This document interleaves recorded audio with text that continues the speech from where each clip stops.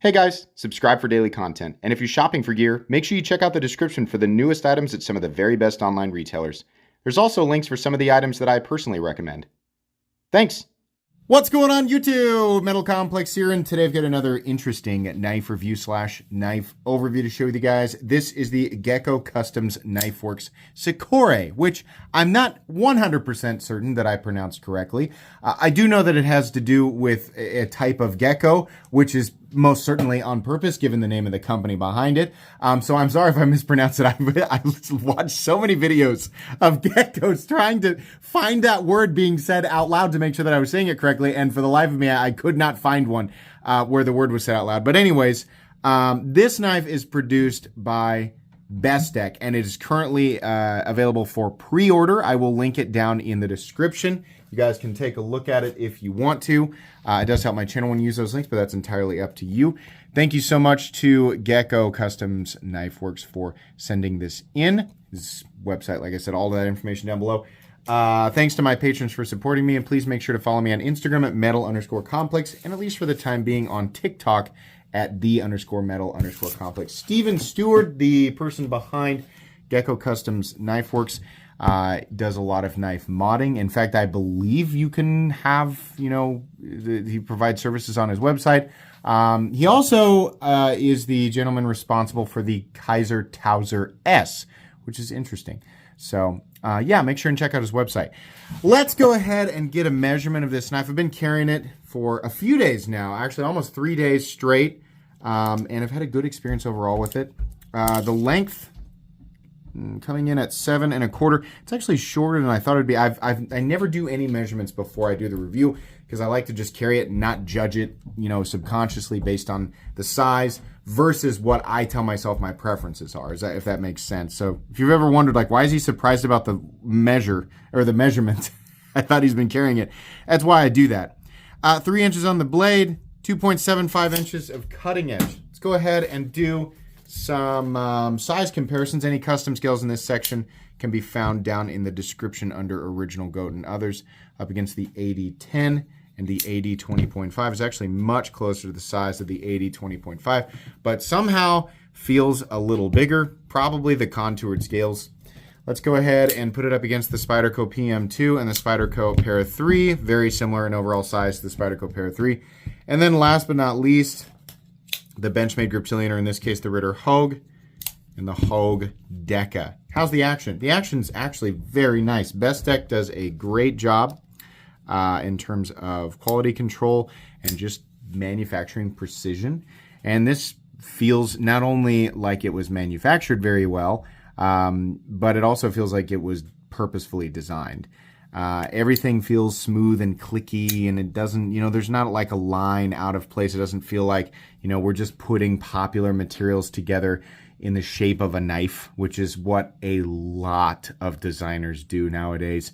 Yeah, I enjoy the feeling of deployment here. We sort of have this half moon kind of Oz Machine Company style, opening hole here.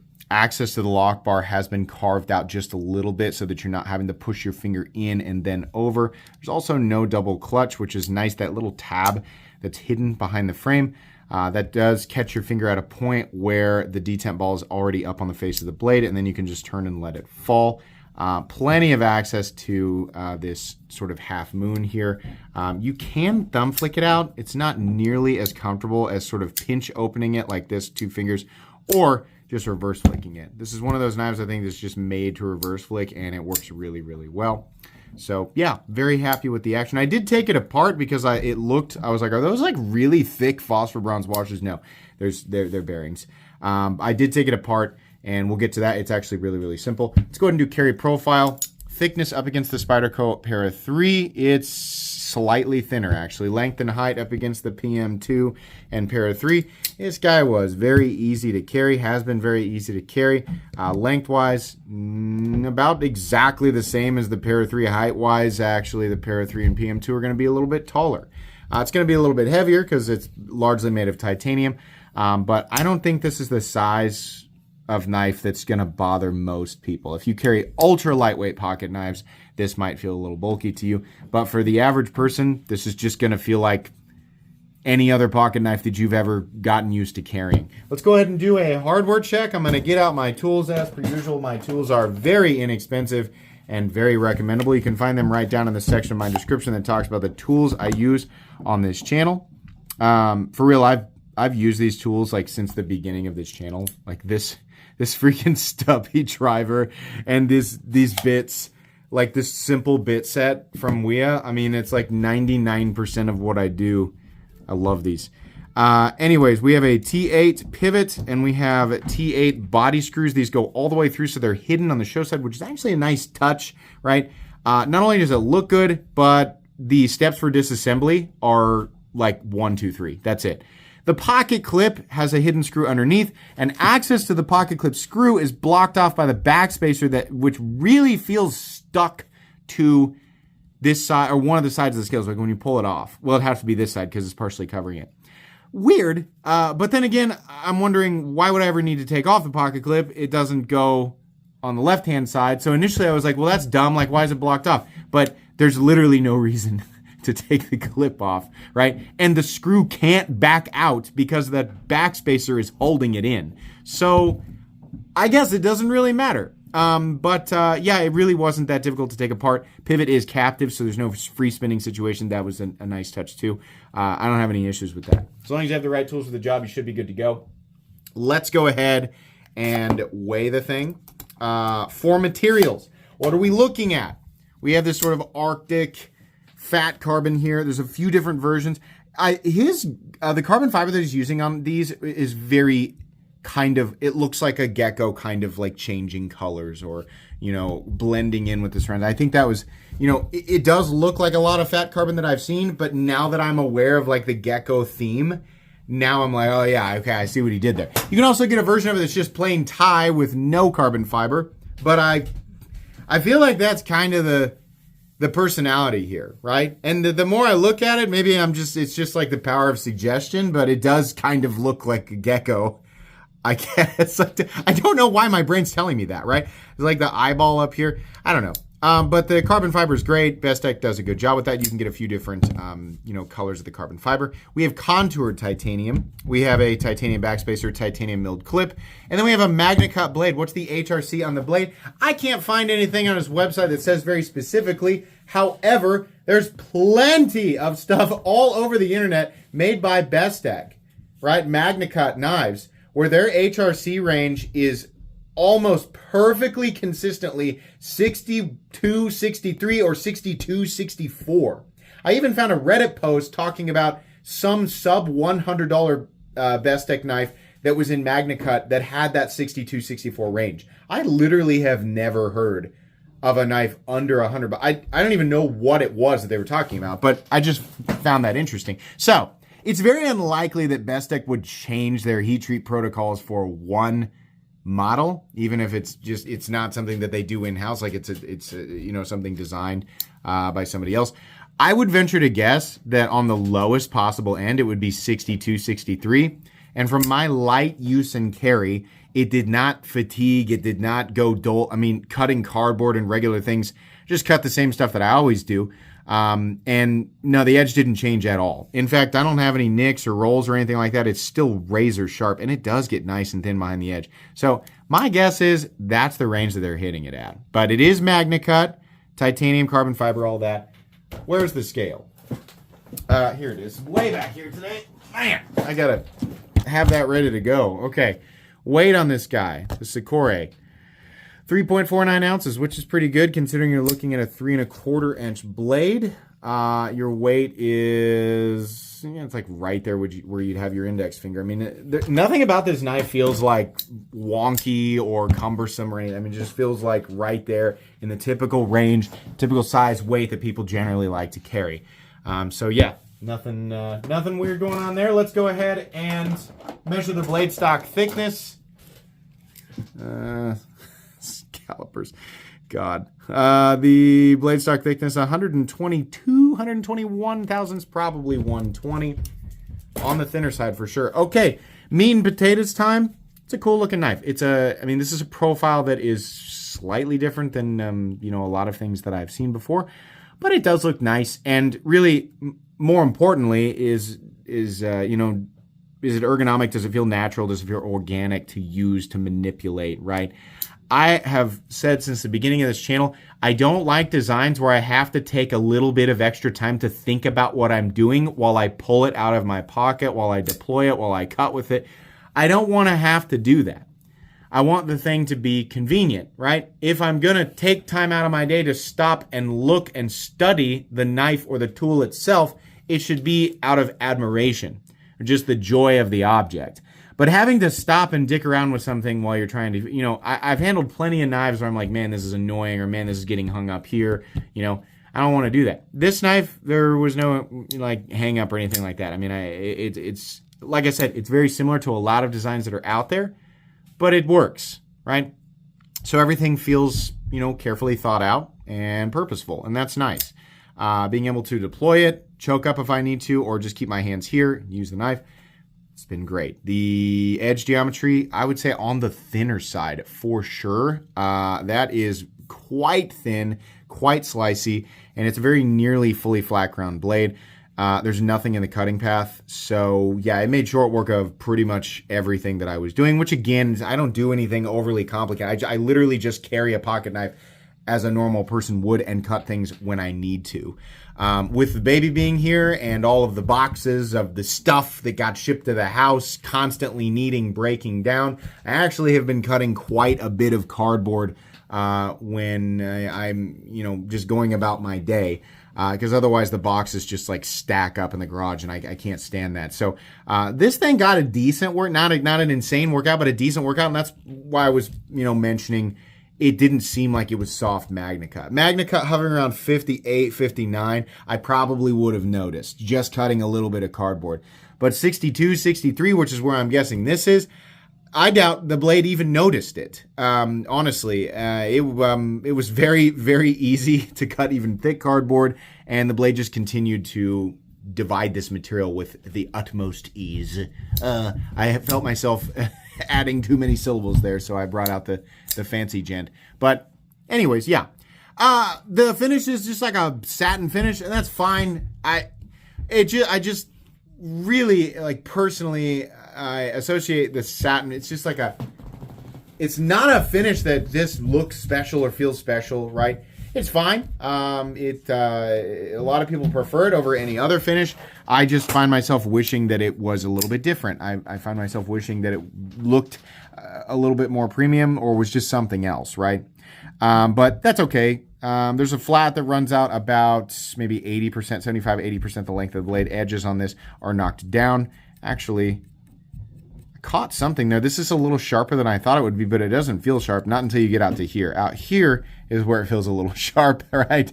So that's not a big deal because your finger's not going to be out there. If you do need to use this to, throw sparks or whatever, use this the very end, right? Up here, it's not quite as sharp. Inside the little opening hole, it's definitely knocked down.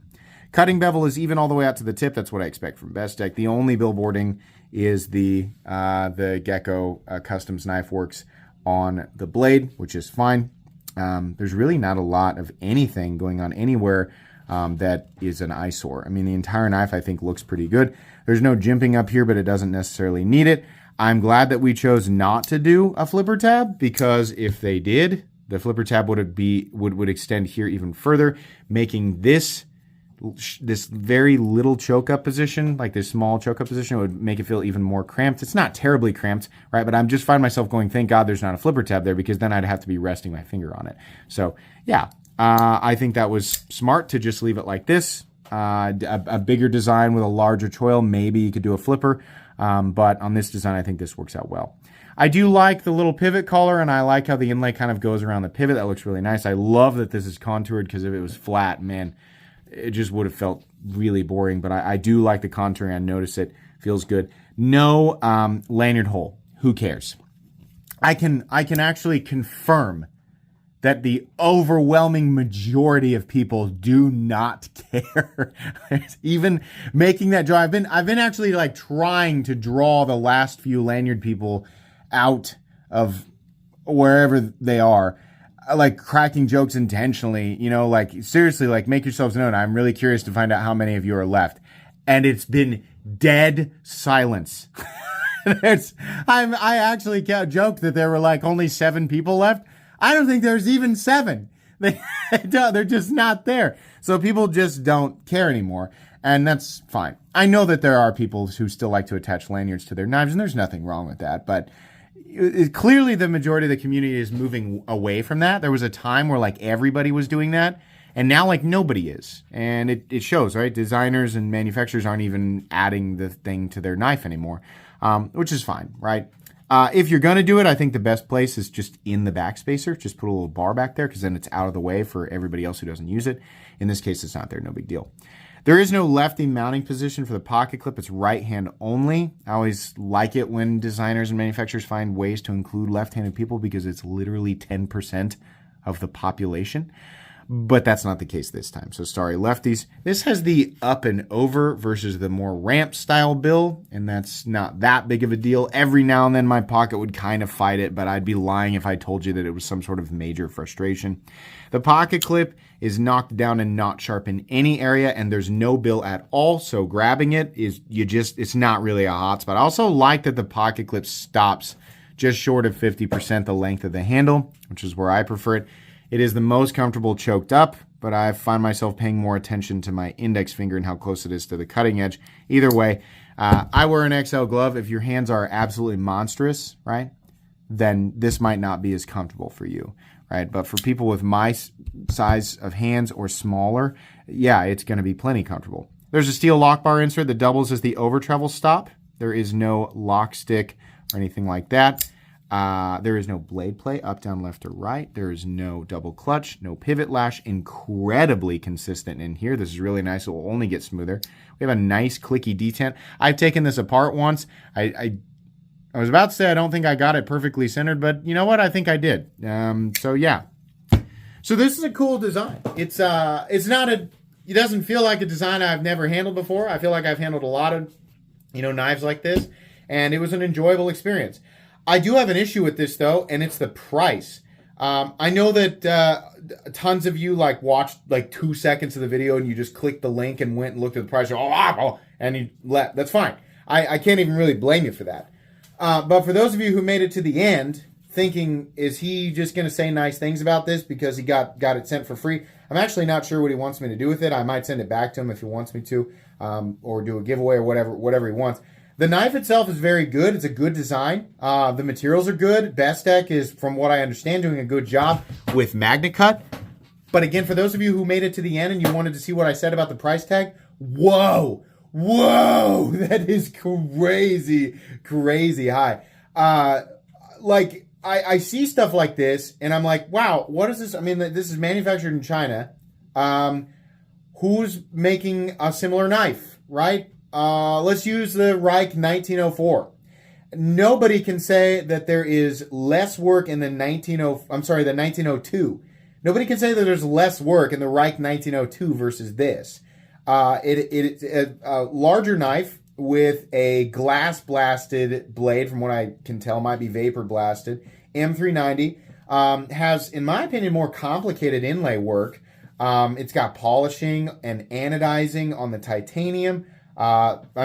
Legitimately, I think it's quite a bit more of a knife for the base price of this is $355. The version that you're looking at here, this is a pre-order price. It's going to go up $20 after the pre-order's over. So pre-order base price $350, $355. It's going to be $370 base price. That's just plain titanium. The Reich 1902 comes in at $250. Now, should we be pointing the finger at Gecko Customz Knifeworks, right? Should we be pointing the finger at Steven? No, I don't think so. I think this is what OEMs do when you order a small batch of something. Bestech and there's plenty of other OEMs. If you order a small batch, right, because you got to invest, you got to put money in, and if they can't make money on volume, you get a discount. As far as I understand, I don't know this absolutely to be factual, but it would make sense, and I've sort of gotten the hint from a few different designers and makers that this is kind of how it works. If you order a gigantic batch of something, then they obviously cut you a large discount. But to make sure that they get their money one way or another, They charge out the wazoo to get this kind of stuff done in a small batch. And the end result is that the designer, if they want to make any money off of it, the final price tag is just kind of ridiculous. So I'm guessing that's what happened. And I kind of feel like these OEMs, a lot of them that know like people are going to come to them, I kind of feel like they're not treating people fairly. I think that their pricing has gotten a little bit ridiculous. I like Best Deck, but I kind of be like, whoa, guys, like, who do you think you are here? That's kind of crazy that you're this stuff. This is a $250 to $300 knife, but because of what I'm guessing, again, I don't know this to be true. Because of what Best Deck is charging this guy to do this, he probably doesn't have much of a choice, right? I don't know what the markup is, but I just have to assume that that's what's happening. At that price point, you know, and to be fair though, Best Deck is a company that is probably much more interested in growth than just being charitable to everybody who comes to them with a design, right? So yeah, they do need to make some money, but I feel like they're probably charging a little bit too much. I think it's getting a little bit ridiculous. I don't think Best Deck's having much of a problem like generating revenue, or a lot of these OEMs that are doing this. There are integral knives that are the same price as this, right? I'm working on one, and getting that integral price down to $400 or a little bit less was tricky, but it's definitely doable. And there are less expensive integrals out there. There are also definitely designers creating things and having them built with the end price tag being substantially lower and the quality being about the same. And I think the reason for that is that some of those OEMs are just charging a lot less because they don't need to charge so much. So for the third time, I don't know for sure that this is happening, but it's not the first time I've heard of this with some of these premier, like more well-known OEMs. It's just getting kind of crazy. So this is a cool knife. I think it's way too it's just way too expensive. I don't know. That's what I honestly think. But if you look at this, you know, and you look at the price tag and you're like, I could swing that. I just want to know it's a good tool. Yeah, it's very well made. Best Deck really does do great work. Not so great that they stand out that much, right? Where they can charge almost what an American frame lock costs. Like, it's not that good, right? Where the end price tag makes that much sense. Honestly, I mean, what's happening is it's that type of thing. If that's actually what's happening, it's just going to cause reviewers like me to turn back around and point the finger and say, hey, Best Deck, what's going on here, right? So I don't know. I could be wrong about that, and that's why I'm making sure that everybody understands that I am absolutely guessing there, and I could be completely wrong. But I wouldn't want to find out that that's actually the case.